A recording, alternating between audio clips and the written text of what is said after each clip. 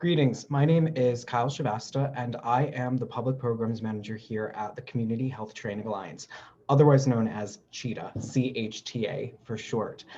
We are an education and training program here at Philadelphia Fight Community Health Centers.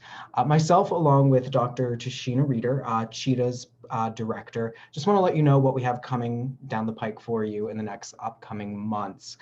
In April, every Thursday in April during noon, we are going to be hosting a webinar, part of our Meeting People Where They Are Philadelphia Fights inaugural virtual health equity speaker series. That is in conjunction with Philadelphia Fights General Counsel's Council.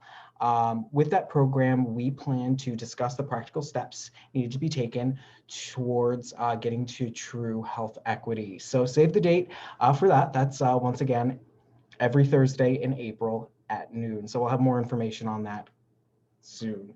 Additionally, the Community Health Training Alliance is still seeking webinar proposals for our HIV Prevention and Education virtual conference.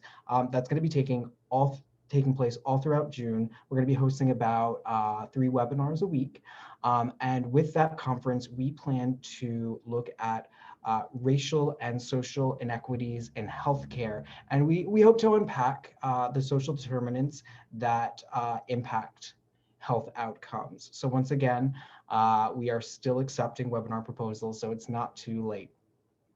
And additionally, we are always looking to create and implement innovative, up-to-date, relevant, and accessible public health programming with community members, other organizations, and those working to create a more just and healthy city. So if you are interested in working with us, whether it be during the Prevention Summit or through the remainder of the year, just reach out to us at cheetah@fight.org. And lastly, we can always be found on Instagram and Facebook at Cheetah Philadelphia. That's CHTA Philadelphia.